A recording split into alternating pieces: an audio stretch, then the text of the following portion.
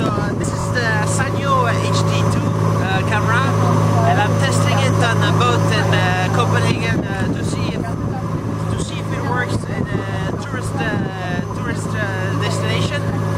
So you see, this is it. It's like a pocket-sized camera. It comes like this. The HD2 from Sanyo is really light. It fits in the pocket perfectly. You can see I can put it in the pocket. I put it in the pocket without problem. And you've got this clip-on magnetic wide-angle adapter, which helps filming a wide angle. So there's a small screen, but it works fine. It's great. You can see stuff in it. So it's a 720p MPEG-4 camera. It films in 720p, 6 megabit and 9 megabit. I used the 9 megabit one, and then I put the video. I can put it directly on the internet. That's the advantage of this. So it films an SD card. You got an SD card here, SDHC compatible. It can film about an hour at 9 megabit on a 4 gigabyte card. So you can see yourself like this, and this is cameraman there, and it does actually quite nice colors, and the autofocus might be a bit slow. But it works quite nice. Good colors, good resolution, good format, good bitrate. Alright, so I'm still here with in Copenhagen with the Sony. No, it's not a Sony. It's a Sanyo. Let's start again. Alright, so I'm still in Copenhagen with the Sanyo Xacti HD2. So it's actually a very nice €500. You can find it on the price comparison websites on the internet. Okay. And so it's compact, it's cool. They have got a new HD 1000. It's easy coming out, which might look a little bit more cool, you know, a little bit cooler, but it's in fact bigger. And one of the things that I would say that this might be more interesting is that it actually films an MPEG-4 instead of H.264, which might not provide a better quality, but which I think provides a better file format, a more usable format. So there, if we go and look at the dress, so it works. I can film the dress, but sometimes the focus it's a bit slow to catch up. And you can push this button here to open the flash, which works when you take a picture. So if I take a picture of you now, there it took with the flash. And actually the picture camera is very good quality. It's a very good picture camera. It might be one of the best non-DSLR picture camera qualities. Very high resolution. I think it's like many megapixel, and so nice, €500. The thing is that I think that 720p cameras, the prices are going down. The cheapest one you can get is like $169 with the IPTech, but the quality of the optics is very low. The optics on the cheaper ones are very low. This is very good optics. The quality of the video when you watch it on the HD TV might not be as good as this one. This is a Sony HC1 that we are filming with, so the actual quality might not be as good, but for my use where I want HD for the computer screen, then there's no difference. Then the quality is the same. So basically, I would say that this is might be one of the best MPEG-4 720p cameras that I know. Maybe one of the only ones, because this is MPEG-4. It's totally compatible with virtual dub and very easy to edit on a computer. and you can put it directly on the internet without re-encoding. That's what's important about this one. Alright, so Can we see it? 7.1 megapixel when I take a picture. So there is the photo button. You see, sometimes it just takes the time to focus. Okay, there's a picture here, and this is camera mode. Now it's recording.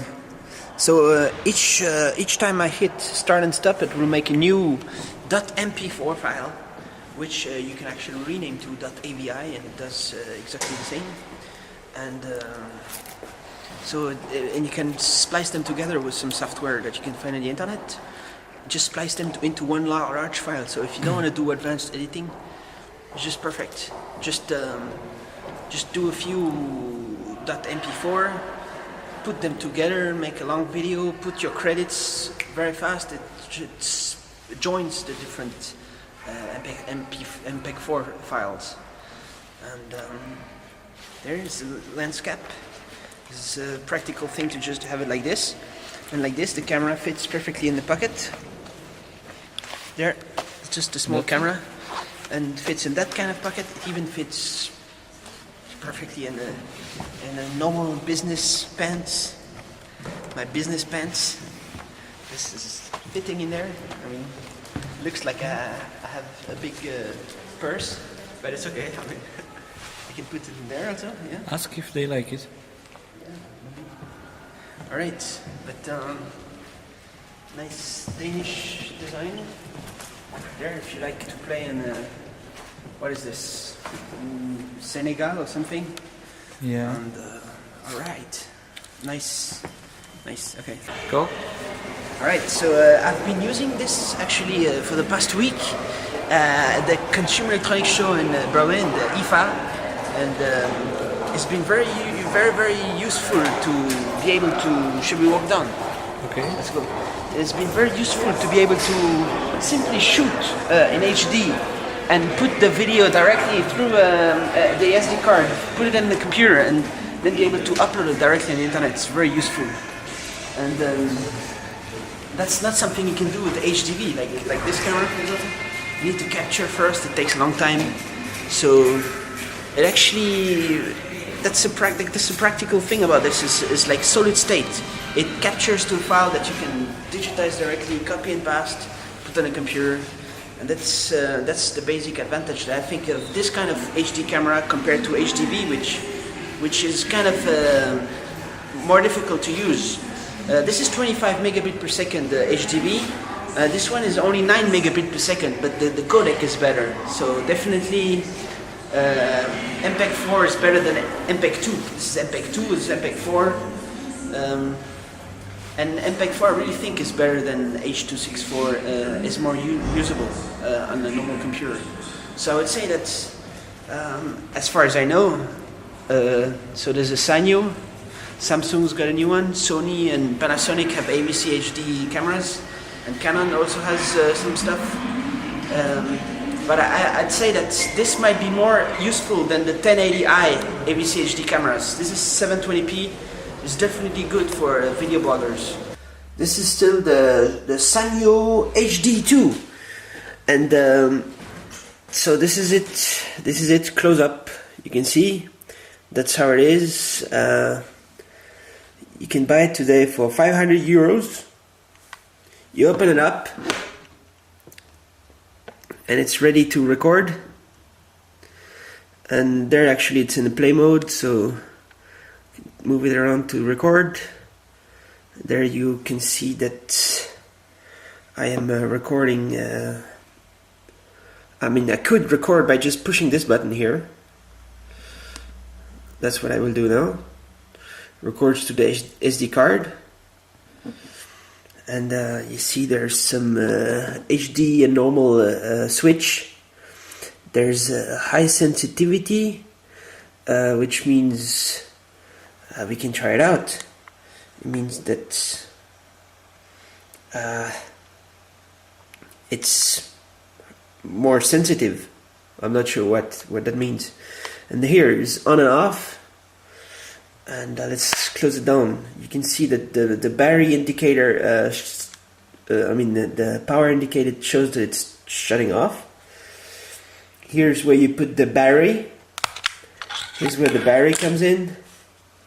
This is a battery. And here I've got an extra battery.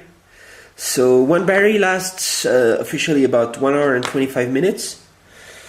I haven't actually tested it exactly because I often turn it off, and so I expect that when I turn it off, it either goes into standby mode or actually really turns totally off.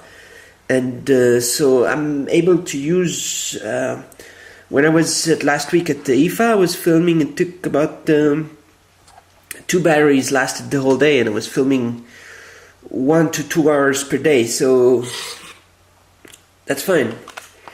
They put it on like this. The SD card slot is here. There's where the SDHC card goes in. I got 4 gigs. I got 4 gigs here also.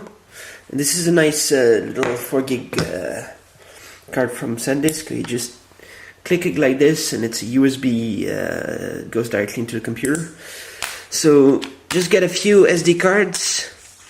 You can then just insert the SD card like this. There it is, the HD2. So the price of this is around €500, and Sanyo has announced that they have a new model, the HD1000, which you can see on techvideoblog.com on my page. I did the video interview with the representative at the Sanyo stand. So what do I think will happen once the HD1000 comes out? I think that probably the HD1000 is kind of replacing this one. But since it's actually a great camcorder, and if you can find a good price for it, like if you can find it before Christmas at less than €500, maybe even less than €400, then it's a great choice. Other than the optics have been improved on the HD1000, the low light situations have been improved, which is kind of a very interesting thing, because as you can see on my website, some of the low light situations, the quality isn't perfect. I can try and show you some menu. Does it turn on, or what happened? Because I removed the battery, it actually has to turn on all the way. So that probably means that when you remove the battery, it shuts off completely, and if you keep the battery in, it stays in the standby mode, which might be faster to boot up. So what do I have here? If I click on the set, if I click down to the left, then down, I can change the shutter speed. I've actually had a problem with this at IFA. I got some help from the Samsung engineers. They helped me set this because it was shooting very low light, and the other settings I'm not too sure where they are. But the only thing I've been using is this. Say it's changing the shutter speed. So if I was at the place where it's very dark, I would go down even further than that, so I could get to show something. Then as long as there was like okay speed, okay light, I would leave the shutter around here, 30 or 60, and that'd be fine. And so if I'm in a play mode, like this is the latest video I filmed, so I just click the set button and it will play. SD card. As you can see. And you see there's some HD and normal switch. It's got a little speaker in there. So which means let's stop it. I think we just click to stop and click down to stop it completely. There I can check out some previous pictures and whatever is in here.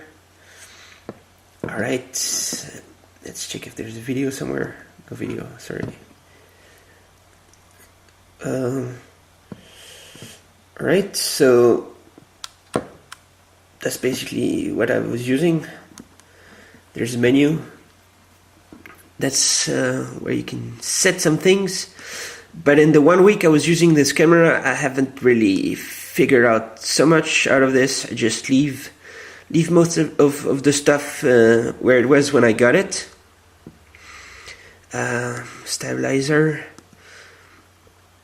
focus mode, autofocus, exposure, and if you click towards the left once like this, oops, like that, yeah, there's another whole menu thing, and it has a few more things that it lets you filter, shutter, scene selection, the photo resolution, I just leave it at maximum. And there's this nice, you can see here, this button here. It lets you open up the flash. This is it, the flash. And then I can just take a picture and use the flash. No, it's recording, sorry, I pushed the wrong button. There. Pow! That was a flash. Alright, the picture, the quality of the pictures are great, but sometimes when it's on automatic, it's kind of difficult to set it up, and it might be out of focus. If it's very dark, it's very difficult to take a picture because it doesn't know how to focus, even though you want to use the flash, you know. So there I just put the wide angle lens adapter, which I think is a must-have, because the width of the picture changes a lot. So there I have some things on the screen. I'll try to show you with and without the wide angle lens. So now it's with. If I try not to move the camera, oops. There's without. With. You see, it's nice to have a wide angle lens. So this wide angle lens just fits on it. And the camera fits still nicely in the pocket with the wide angle lens. So I would just leave it like this and just put it in the bucket like that. So it's easy to just take it up, shoot some HD, then put it on the internet. Alright, that's it for this camera. Thanks for watching, bye bye.